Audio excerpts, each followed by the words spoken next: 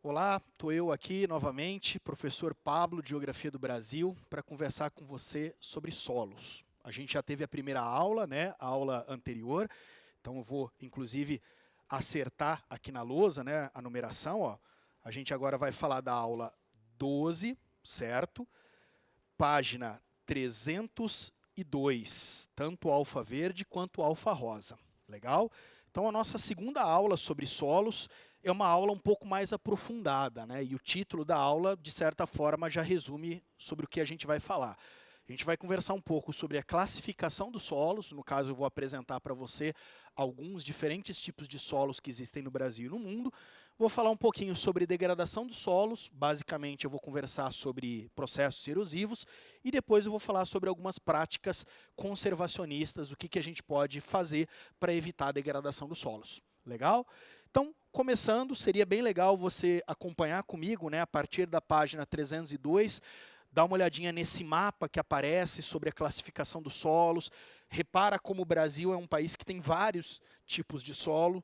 Portanto, eu vou fazer um recorte, né? Eu vou mostrar para você, dentro desse universo gigantesco de solos que o Brasil tem, aqueles solos que acabam se destacando, né? E, evidentemente, que se destacam especialmente pelo seu potencial agrícola ou pela sua área de abrangência. Tá? Eu vou começar pelo latossolos. Os latossolos são solos que, no caso, eles abrangem aí 40% do território brasileiro. São solos, então, que ocupam a maior parte do nosso país, né? Comuns em praticamente todas as regiões do nosso país. Esses solos, eles apresentam como característica serem solos extremamente profundos. Então, no caso, o que a gente aprendeu na aula passada são solos evoluídos, são solos maduros. Solos profundos, solos maduros, eles são característicos de climas mais quentes e úmidos, como a gente aprendeu. Por isso que esse tipo de solo ele vai aparecer em climas equatoriais e climas tropicais do Brasil. Portanto, eles são mais comuns no norte do Brasil, onde tem clima equatorial, e no centro-oeste do Brasil, onde predomina o clima tropical, que no caso vai ser um clima de que tipo? Um clima, vamos dizer assim, mais quente e mais úmido. Esse tipo de solo, ele também é comum em relevo, em relevo de baixa declividade.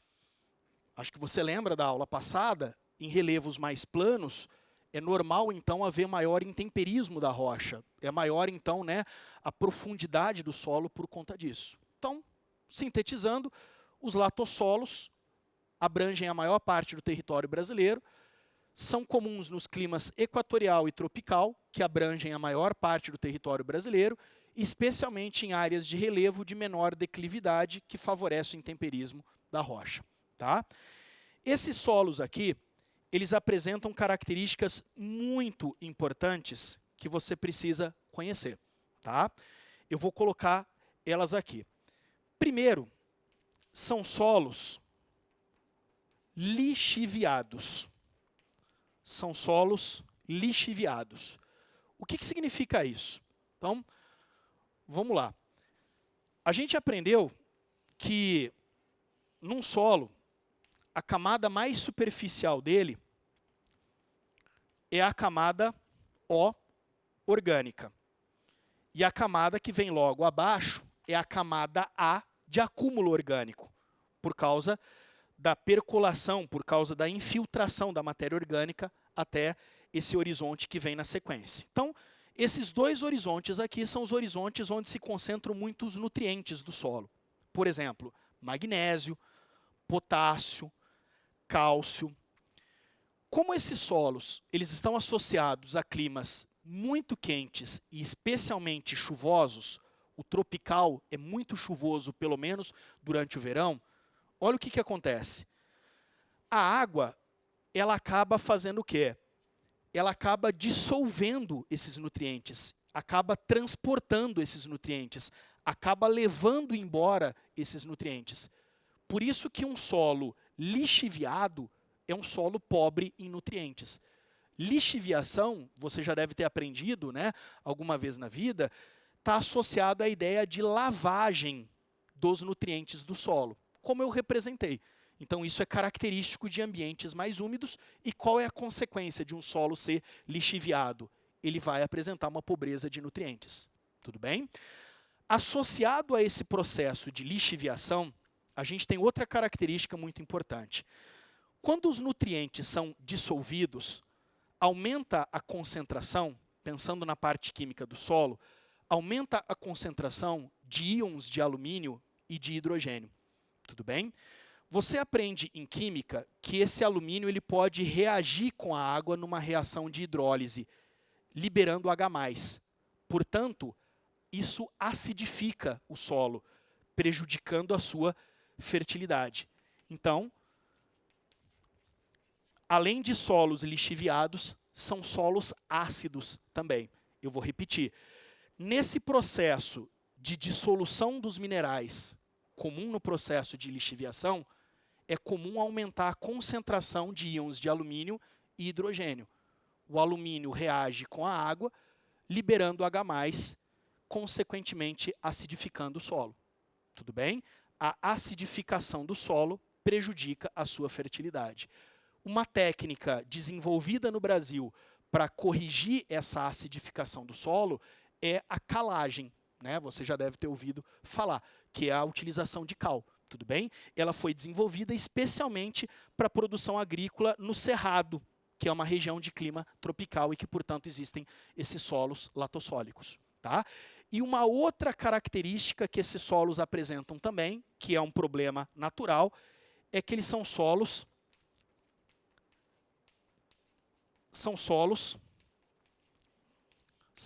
laterizados. O que é a laterização? A laterização ela tem a ver com a reação da água com o ferro e o alumínio contido no solo.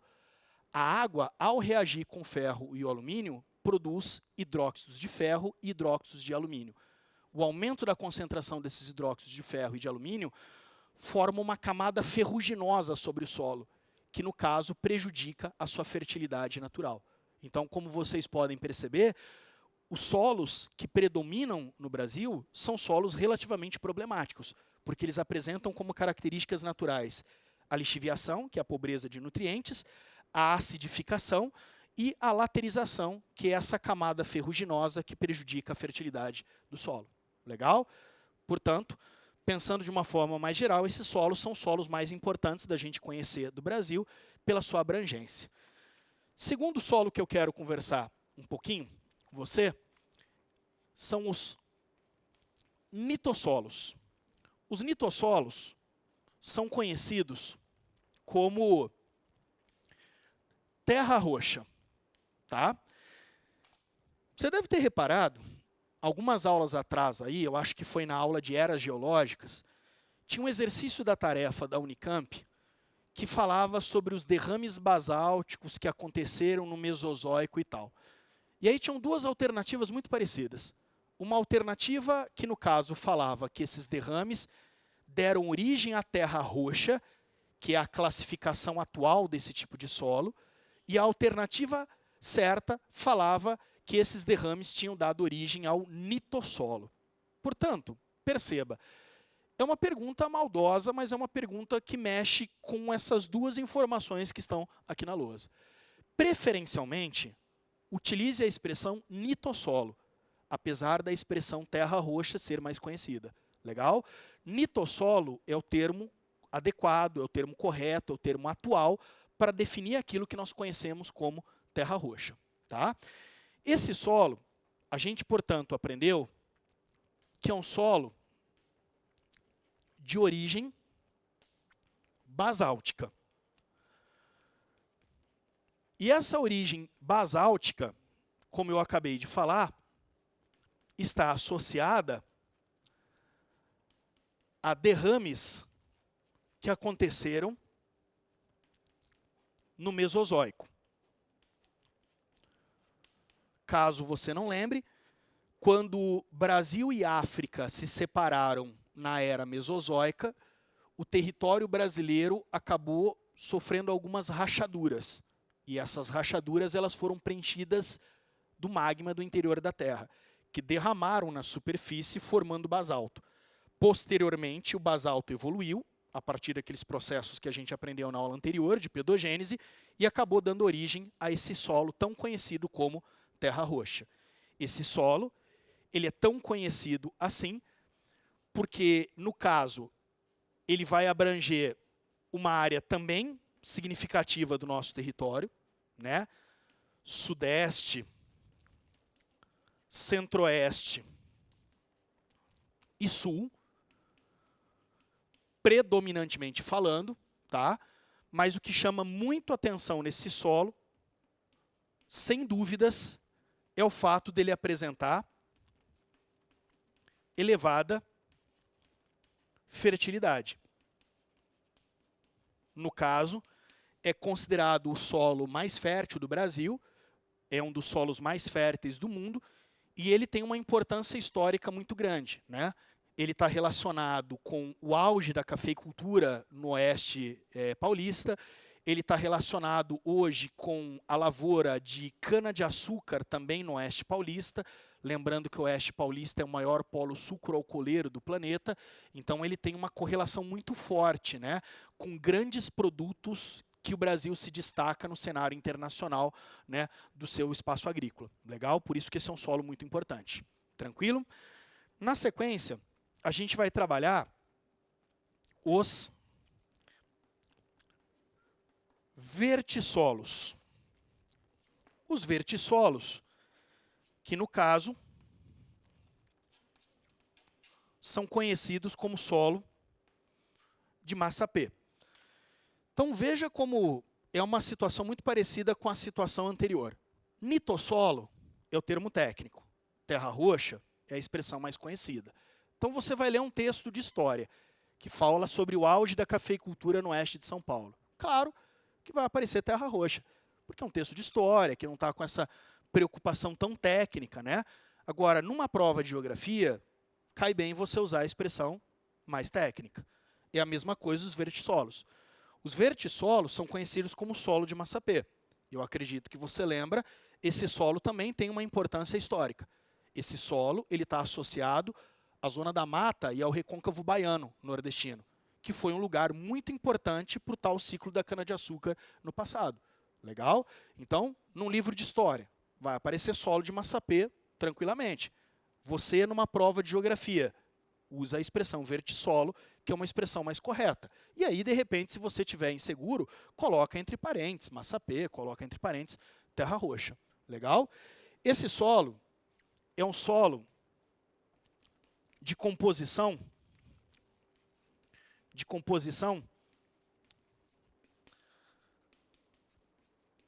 argilosa, certo?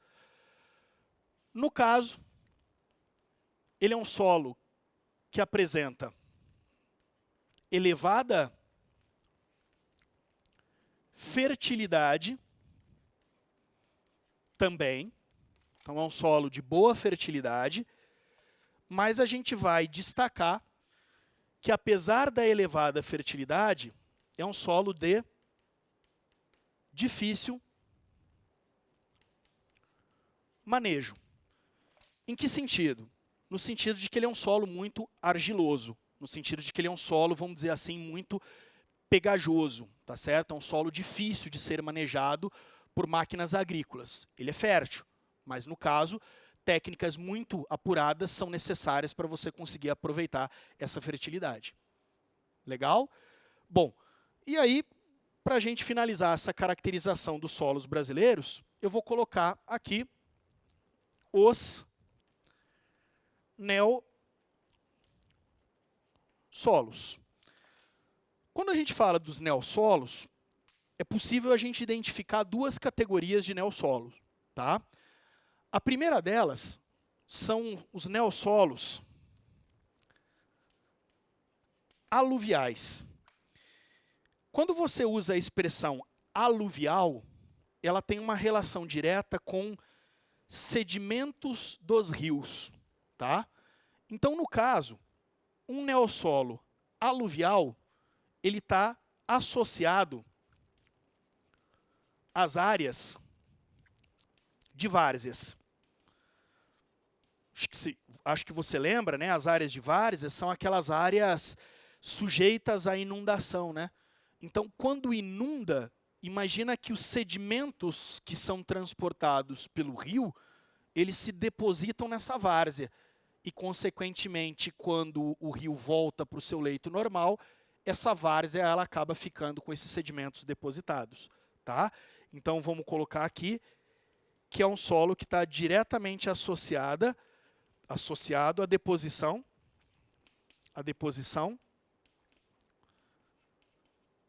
sedimentar.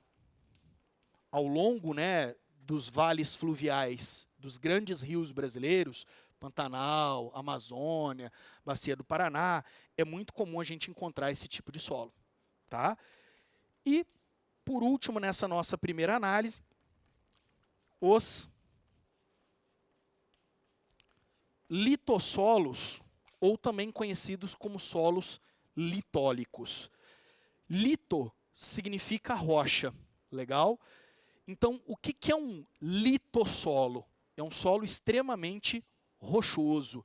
Se ele é um solo extremamente rochoso, ele é um solo raso, ele é um solo jovem, ele é um solo que foi pouco evoluído, tá? Portanto, esse solo, ele é comum em áreas secas ou frias. O que esse solo ele apresenta de característica importante? São solos rasos. É legal você associar a ideia de que um solo raso é um solo que tem uma composição rochosa relativamente grande. Portanto, esse é um solo que tem muitos minerais na sua composição. Se usado adequadamente, você consegue aproveitar o melhor potencial desse tipo de solo. Por exemplo, o Vale do São Francisco no sertão nordestino, litossolo. O Vale do São Francisco, caso você nunca tenha ouvido falar, é uma das áreas que mais produz frutas tropicais de exportação do Brasil. Como é que produz tanta fruta assim? Porque aproveita o potencial natural do solo. Mas, Pablo, o solo é seco. Então, vamos lá. O solo é seco, mas ele tem uma riqueza mineral interessante, porque ele tem muita rocha. Se você irrigar adequadamente esse solo, você consegue aproveitar todo o seu potencial. É o caso do dry farming, né, na Califórnia, é o caso da produção no deserto de Negev. Então, a gente tem algumas áreas no mundo de litossolos que são extremamente produtivas por causa de técnicas de irrigação. Tranquilo? Bom, eu não vou colocar aqui na lousa, mas eu vou analisar junto com você alguns exemplos de solos interessantes que nós temos no mundo. Então, dá uma olhadinha aí na página 304. Na página 304, aparece em destaque, né, depois dos neossolos, o solo de Chernozem, né? Esse tipo de solo, ele aparece em destaque aí no mapa para você, ele é muito comum na Europa, especialmente no leste europeu, em direção à Rússia, e na América do Norte, nos Estados Unidos e no Canadá. Esse solo, ele é um solo extremamente escuro, preto, muito forte. E essa característica, o fato dele ser muito escuro assim, está diretamente ligado ao alto teor de matéria orgânica que ele tem. Então, é um solo extremamente fértil, exatamente por causa do alto teor de matéria orgânica na sua composição. Tá? Um outro solo de destaque internacional, que inclusive você vai rever, né, esse tipo de solo quando você chegar na produção agrícola dos diferentes lugares do mundo, é o solo de Loess. Esse é um solo que está associado à deposição de sedimentos. Então, por exemplo, na China, esse solo está associado à deposição de sedimentos do Rio Amarelo. Tá? Nos Estados Unidos, ele está associado à deposição de sedimentos que foram trazidos pelo Rio Mississippi. E no caso da Europa, ele está associado aos sedimentos que foram trazidos pelas geleiras durante os processos de glaciação. Tudo bem? Então, esses dois solos são dois solos muito importantes que se destacam no cenário da produção agrícola internacional. Tranquilo? Mudando agora um pouquinho de assunto, a gente vai discutir a degradação, vamos colocar aqui, ó, a degradação dos solos. E dentro dessa discussão, nós vamos tratar especialmente o conceito de erosão pluvial. A erosão provocada, então, pela água da chuva. O Brasil, ele é um país que todos os anos perde toneladas de solos, que inclusive tem potencial agrícola, por causa da degradação provocada pela erosão. Tá? Então, a erosão ela está diretamente relacionada à influência da água da chuva sobre os solos. E é claro que essa influência ela vai ser maior em solos pouco protegidos por cobertura vegetal. Então, vamos imaginar uma situação em que a gente está falando de um ambiente, tipo uma plantação, que foi retirada a colheita e que o solo ficou exposto por um certo tempo. Qual é o problema do solo ficar exposto por um certo tempo? Então, olha só. Eu vou desenhar aqui para você, ó, um solo, tudo bem? Numa região um pouco mais íngreme, para dar a ideia de escoamento superficial. E aí, nesse solo, eu vou jogar uma chuva. Bom, as chuvas que acontecem no Brasil, especialmente no verão, são chuvas torrenciais, são chuvas muito fortes. Tá? Essa chuva, quando a gota d'água impacta sobre o solo, o impacto é tão forte, que produz um efeito que é chamado de efeito splash. Qual é a ideia do efeito splash? Imagina que aqui está o solo. A gota d'água ela cai com muita força. Todas aquelas partículas do solo que não estão totalmente agregadas, elas acabam se desagregando com muita força. Ou seja, partículas de sedimento começam a se levantar do solo por causa da ação splash. Tá? Só que depois do efeito splash, a gente sabe que a água da chuva ela vai escoar em direção à parte mais baixa do relevo. Então, olhando para o meu esquema, o efeito splash libera partículas de sedimento. E depois, a lâmina d'água que se forma sobre a superfície do solo transporta essas partículas de sedimento para as partes mais baixas do relevo. Isso nós chamamos de erosão laminar. Então, vou recapitular. O efeito splash bate no solo, solta aquelas partículas que estavam meio soltas no solo. A água forma uma lâmina sobre a superfície do solo e transporta essas partículas que foram soltas pelo splash para as partes mais baixas do relevo. Isso a gente chama de erosão laminar. Bom, qual é o problema? Se você não cuidar da erosão laminar, corre-se o risco das coisas começarem a se agravar. Olha qual seria a ideia. Dando continuidade ao processo, imagina que em cada um desses pontos, onde caíram as gotas d'água e as partículas de sedimento foram removidas, formam-se pequenas calhas d'água. Pequenas calhas d'água. Essas calhas d'água representam, na verdade, a força da água escavando o solo para encontrar o melhor caminho para escoar. Então, é uma calhazinha, tá? É um buraco que não vai chegar no máximo, né?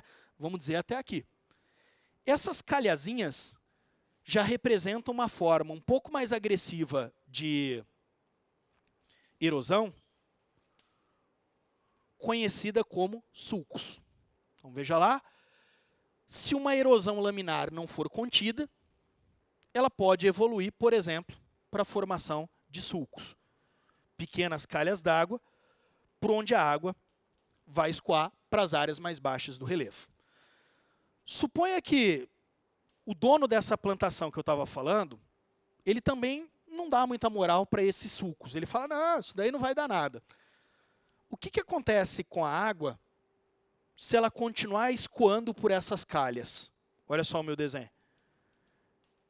Essas calhas elas vão se aprofundar. Consequentemente, a coisa ela pode ficar muito mais feia. E pode evoluir para um processo erosivo mais grave, em que formam-se buracos no solo em forma de V. Esses buracos no solo nós conhecemos como ravinas. Uma ravina, diferente de um sulco, já vai ter 1,5 metro, 2 metros de profundidade. Então a ravina já é um processo erosivo mais grave e inclusive difícil de ser contornável. Tá? Se você está acostumado a pegar uma estrada de terra, você já deve ter reparado que em época de muita chuva, as laterais da estrada de terra, que é por onde escoa mais água, elas costumam formar uns buracões.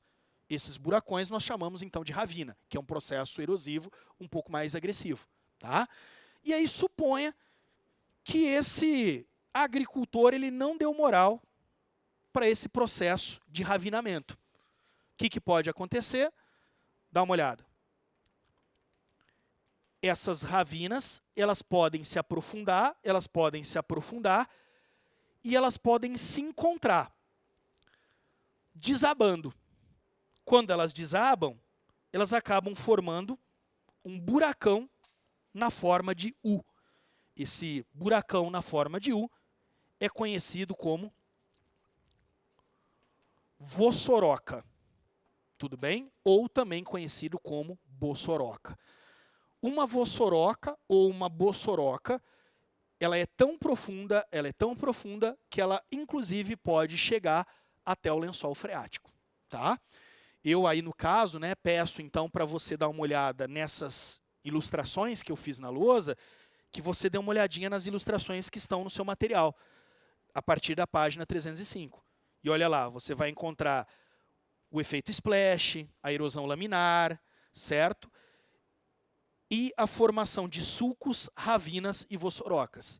No caso, a fotografia do que seriam sulcos menores, ravinas mais graves e vossorocas extremamente profundas, podendo chegar até o lençol freático. Tá? No caso, a erosão fluvial, que aparece aí também na mesma página, você estudou quando você falou de intemperismo e processos erosivos, na aula de agentes exógenos. Inclusive, tinha uma figurinha muito parecida com essa aí. Então, já está estudado. Tudo bem? Para a gente finalizar o nosso papo, vamos dar uma olhadinha nesse último tópico que fala um pouco sobre práticas conservacionistas do solo. Legal? Então, deixa eu colocar aqui para você. Dá uma olhada.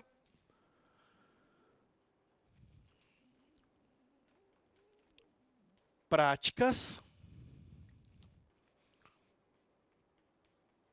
conservacionistas dos solos. Então, o que a gente pode fazer para conservar o solo, para evitar problemas como esse que eu acabei de expor aqui na lousa ao lado?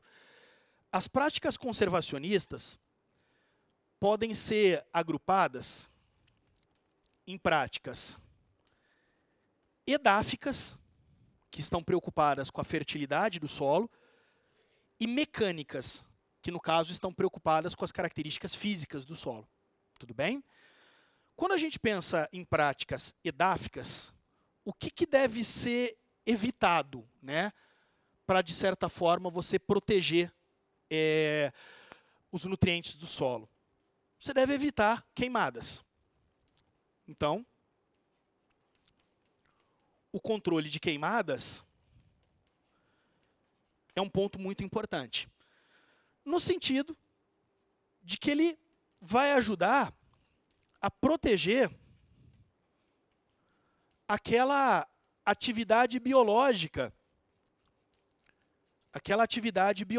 que existe no solo. Claro que as queimadas em pequena escala, elas produzem alguns nutrientes que são interessantes para a fertilidade do solo, só que em pequena escala. Então, por exemplo, como os índios usavam uma prática conhecida como coivara, que é justamente a queimada em pequena escala. Ok, isso era interessante para eles revitalizarem, melhorarem a fertilidade do solo a partir desses nutrientes oriundos das cinzas. Agora, as queimadas praticadas em larga escala, elas vão matar a parte viva do solo. Aqueles micro-organismos, a vegetação, elas vão aumentar, aí no caso, impurezas do solo. Por isso que queimadas em larga escala precisam ser evitadas. Tá? Um outro ponto importante para você melhorar a fertilidade do solo é a adubação. A adubação ela é muito importante, no caso, para promover a reposição de nutrientes.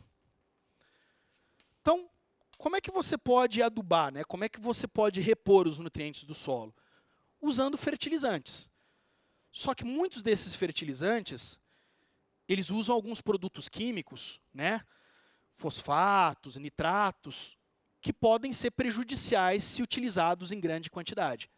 Porque esses fertilizantes eles podem escoar para os cursos d'água e, ao chegarem a rios, oceanos, eles podem eutrofizar, né, a água, diminuir a quantidade de oxigênio na água.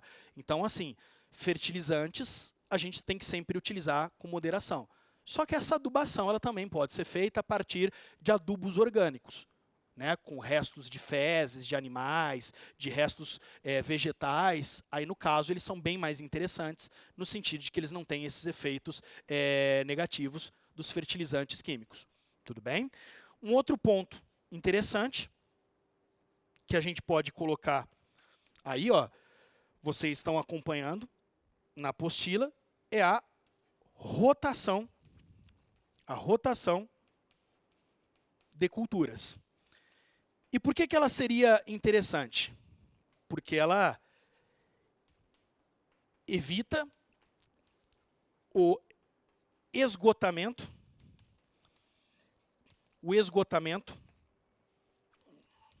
precoce dos solos. Como assim? Quando o agricultor usa a prática da rotação de culturas, ele evita que uma mesma lavoura seja plantada por muito tempo no mesmo solo.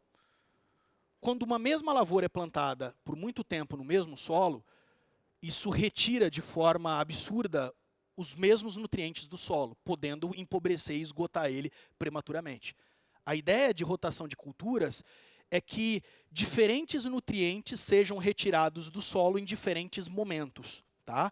Inclusive, algumas plantas podem ser utilizadas, como as leguminosas, para fixação de nitrogênio no solo. Né? Então, você pode, na rotação de culturas, entre uma lavoura e outra, plantar leguminosas para acabar ajudando na fertilidade do solo dessa forma.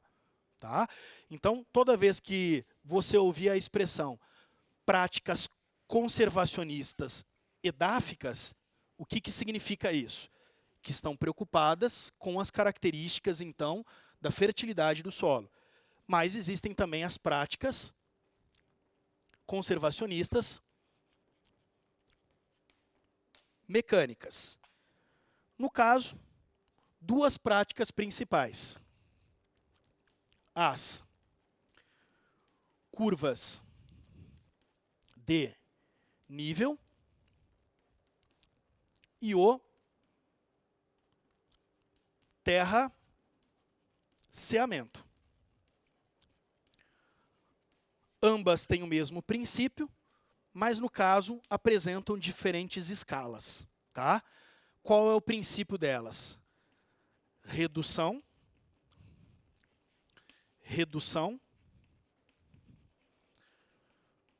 do escoamento superficial, redução do escoamento superficial d'água. Consequentemente, isso diminui o potencial erosivo da chuva, tá? Qual seria a ideia? Então, tenta imaginar o seguinte. Aqui tem uma superfície íngreme, tá? Numa superfície que não apresenta uma inclinação tão grande, você pode fazer pequenos recortes no solo, e esses pequenos recortes vão evitar, como você pode perceber, que a água escoe com tanta velocidade. Então, a água que antes escoava assim, com muita velocidade, a partir do momento que você implanta curvas de nível, ela passa a escoar dessa forma, com bem menos velocidade. Curva de nível, portanto, é algo aplicado em relevos de menor declividade, tá? O terraceamento, ele está associado a um relevo de maior declividade. Então, qual seria a ideia? No caso, são recortados grandes degraus, e a mesma coisa, esses grandes degraus, eles vão desacelerar a velocidade de escoamento e, inclusive, vão favorecer a infiltração da água. Portanto, ambos têm o mesmo princípio. Legal? Então, quando nós falamos em práticas conservacionistas, lembre-se, essas práticas estão preocupadas com as características da fertilidade, da natureza do solo, essas daqui estão preocupadas com as características mecânicas, né? Com a parte física do solo. Legal? Então é isso. Tem aí um exemplo sobre plantio direto na palha, né? Na página 307. Eu vou explicar isso a partir do exercício 2, que é exatamente sobre isso. Tá? Então, nós fazemos os exercícios aí para finalizar a aula. Então, página 307, dá uma olhadinha no exercício 1, um exercício da FUVEST. Ele diz assim, ó, o conceito de erosão apresenta definições mais amplas ou mais restritas. A mais abrangente envolve os processos de denudação da superfície terrestre de forma geral, incluindo desde os processos de intemperismo, de todos os tipos, até os de transporte e deposição de material. Outro conceito, mais restrito, envolve apenas o deslocamento do material intemperizado, seja solo ou rocha, por agentes de transporte, como a água corrente, o vento, o gelo ou a gravidade, produzindo formas erosivas características. Exemplo de processo ao qual se aplica o conceito mais restrito de erosão é... Então, o conceito mais abrangente, que está escrito no texto, é que tudo nós chamaríamos de erosão, inclusive o intemperismo. O conceito mais restrito é um conceito igual a esse que eu coloquei na lousa, em que a erosão, às vezes, se limita, né, à retirada de solo, alguma coisa assim. Então, como é que a gente percebe esse conceito de forma mais restrita? Formação de rochas. Não, são outros processos. Oxidação de rochas. São outros processos químicos. Formação de concreções no solo. Por exemplo, a laterização, que é aquela camada ferruginosa, é uma concreção. É um outro processo. Formação de sulcos no solo. Então, dá uma olhada. Formação de sulcos no solo. Legal. É um exemplo de erosão interessante. Alternativa C. Vulcanismo da crosta, que é a alternativa E, também não tem nada a ver. Legal? Então, alternativa C. 2. A imagem abaixo mostra a prática de plantio direto na palhada. Sobre esta prática, é correto afirmar.